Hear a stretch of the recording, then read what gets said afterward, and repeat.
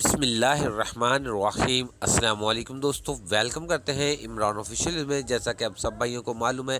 کہ 1 دسمبر سے وہ تمام پابندی والے ممالک سے سعودی عرب لوگ جائیں گے اور تمام کی تمام پابندیاں ختم کر دی ہیں۔ لیکن بات یوں ہے کہ سعودی حکومت کو تو کنفرم تھا کہ ان لوگوں نے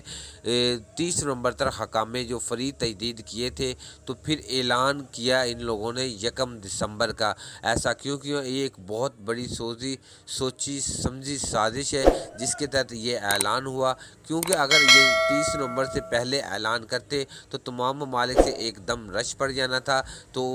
سعودی عرب میں ایک ہجوم سا پیدا ہونا تھا جس میں کرونا کے بڑھتے حالات، تو اس کی وجہ سے ان لوگوں نے اپنی سیفٹی کے لیے ایسا اعلان کیا۔ تو سعودی جوازات کی طرف سے بھی ابھی یہ کنفرم ہو چکا ہے کہ 30 نومبر کے بعد ابھی تک کوئی مفت تصحیح کا اعلان نہیں ہوا، کوئی اس طرح کا شاہی فرمان جاری نہیں ہوا۔ جن لوگوں نے اب سعودی عرب جانا ہے، جن کے اقامے وغیرہ ایکسپائر ہو رہے ہیں 30 نومبر کو، ان کو خود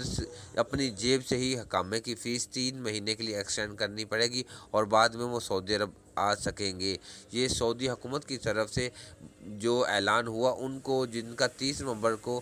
اقامے وغیرہ ایکسپائر ہو رہے ہیں، ان کو تو ان کا اس فلائٹ اوپننگ کا فائدہ نہیں، کہ ان کے اخراجات ہی اتنے ہو جانے ہیں۔ تو لہٰذا جو میرے بھائی اب سعودی عرب کے لیے روانہ ہونا چاہتے ہیں، جن کے اقامے وغیرہ ایکسپائر ہوں، ان کو اپنی جیب سے 3 مہینے کے لیے اقامہ ایکسٹینڈ کریں اور بعد میں